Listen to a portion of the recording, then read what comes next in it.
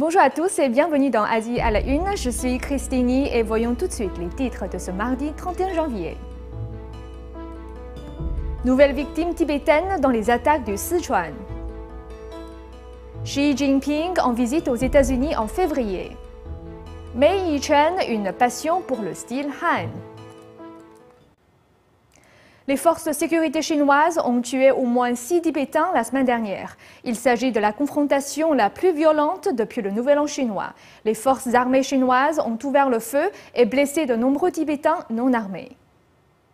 Après la montée de violence la semaine dernière dans la province du Sichuan, dans le sud-ouest de la Chine, d'autres Tibétains ont été tués par les forces chinoises au cours d'une deuxième journée de fusillade. Le groupe britannique Free Tibet a confirmé lors d'une conférence de presse que 2 autres Tibétains avaient été tués par balle mardi dernier dans le canton de Sertar. Selon Stephanie Bridgden, directrice de Free Tibet, au moins 32 Tibétains ont été blessés, dont 12 très gravement.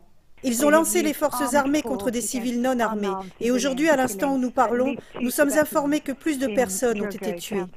L'affrontement dans le canton de Sertar a eu lieu au lendemain des manifestations qui s'étaient déroulées dans le canton voisin de Drago. Lundi dernier, les forces de sécurité chinoises ont également tiré des cartouches de gaz lacrymogène sur les manifestants dans le canton de Aba, appelé canton de Naba par les Tibétains. Au Royaume-Uni, Bridgden a exprimé ses inquiétudes et lancé un appel à la communauté internationale.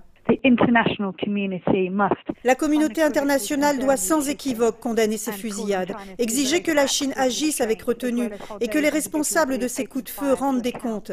C'est la plus grosse fusillade sur des Tibétains non armés depuis 2008. Après la série de 16 auto-immolations qui a débuté au mois de mars dernier, ces récents événements indiquent une aggravation et une propagation de la crise au Tibet. Xi Jinping, le premier secrétaire du Parti communiste chinois, se rendra aux États-Unis le 14 février prochain. Cette visite souligne l'importance des liens entre les deux grands pays du monde dans la campagne précédant les élections présidentielles américaines de 2012. Nous nous sommes entretenus avec Wei Jingshen, un militant pour la démocratie en Chine, sur l'importance de cette rencontre.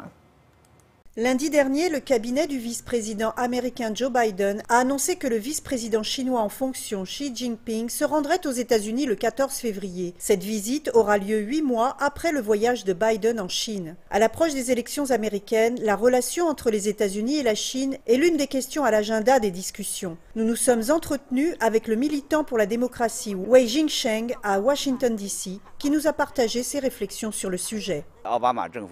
Sous la pression nationale, l'administration Obama voudra certainement obtenir quelques compromis commerciaux de la Chine en cette année d'élection, comme l'ajustement du taux d'échange du yuan ou des points sur la question des droits de l'homme. Ce sont des jetons d'échange, surtout maintenant que les États-Unis sont relativement forts. D'un autre côté, la Chine va organiser le 18e congrès du parti. La confrontation sera rude. Je pense que dans ce conflit avec les États-Unis, tout le monde va passer le bâton à Xi Jinping. Ce problème est très difficile pour qui s'en soucie.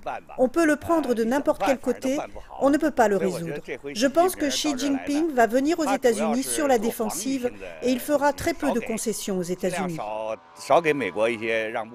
Le président Obama a récemment annoncé un changement dans les objectifs militaires américains. Les forces américaines devraient désormais se concentrer dans le Pacifique et renforcer leur présence en Australie avec de nouvelles bases militaires. De son côté, la Chine agrandit son armée.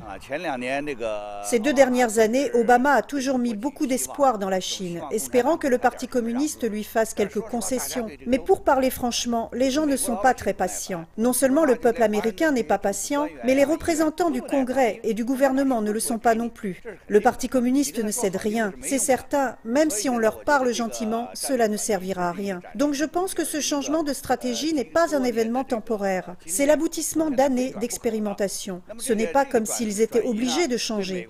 Ce changement de stratégie est très important pour les États-Unis. C'est un changement dans sa stratégie globale.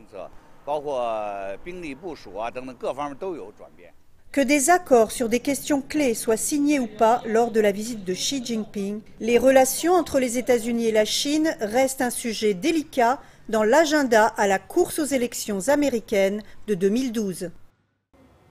Le pouce-pouce est le moyen le plus traditionnel et le plus original pour visiter les vieux quartiers de Pékin.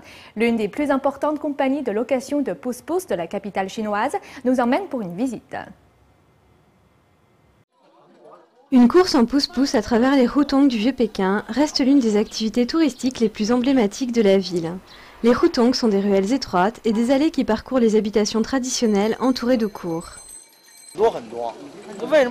Les ruelles du quartier de Huhai sont très différentes de beaucoup d'autres quartiers de Pékin. Elles forment un petit quartier entouré d'eau. Huhai, un quartier de Pékin posé au milieu d'un lac, abrite les quelques dernières ruelles et habitations traditionnelles de la ville. C'est le quartier idéal pour profiter d'une balade en pousse-pousse. Les visites en pousse-pousse du quartier de Huhai ont commencé en 1994, une époque où l'on pouvait encore voir de nombreux hutongs dans tout Pékin. Les 8 seigneurs de Huhai est la plus grande entreprise de pousse-pousse de la ville. Elle est constituée de 8 conducteurs de pousse-pousse qui divertissent les passagers avec des anecdotes et des histoires tout le long de la visite. Cette balade, longue de 8 km autour du lac Shecha, bordée de clubs à la mode, de boutiques et de restaurants, dure environ 1 heure. Ce quartier animé reçoit chaque année des millions de touristes du monde entier. Je vis dans le quartier de Shechahai depuis toujours, et j'aime chaque centimètre de cet endroit. Peu de touristes de Pékin se passeraient de visiter la Grande Muraille, mais comme beaucoup d'habitants le suggèrent, le voyage ne serait pas complet sans une balade en pousse-pousse dans les hutongs de l'ancienne ville. Dans le cadre de la semaine de la mode de Hong Kong, Mei Yi-Chen, une créatrice très réputée, a exprimé sa passion pour la couture Han. Notre correspondant a rencontré Mei Yi-Chen qui a partagé ses impressions sur le concours de couture Han de NTD qui aura lieu fin février. La 4e édition du concours international de couture Han de NTD est ouverte. Les créateurs peuvent envoyer leurs inscriptions jusqu'à fin février. Mei Yi-Chen, une célèbre créatrice de mode de Hong Kong, nous a fait part de ses réflexions. J'aime les détails et la simplicité naturelle de la couture Han. Les gens se sentent beaux et élégants. Un seul vêtement demande beaucoup de travail et le procédé est très compliqué. Je pense qu'on devrait plutôt parler d'œuvres d'art. Le concours a pour mission non seulement de présenter les costumes traditionnels chinois, mais aussi la culture entourant la couture Han. Mei Yi-Chen espère que les créateurs participants feront de leur mieux pour mettre en valeur les styles traditionnels chinois. Je suis très heureuse. Le concours de couture Han devrait être encouragé. En tant que chinoise, je me sens très encouragée de voir que la culture traditionnelle chinoise attire l'attention dans l'industrie de la mode. J'espère que tous les participants travailleront pour mettre la vraie culture chinoise en avant. Ces dernières années, la mode Han a été présentée lors de la Semaine de la mode de New York. Les esquisses de modèles pour le concours de cette année devront être envoyées avant le 29 février. Voilà, c'est la fin de ce journal. Merci de l'avoir suivi et j'aurai le plaisir de vous retrouver demain pour une nouvelle édition.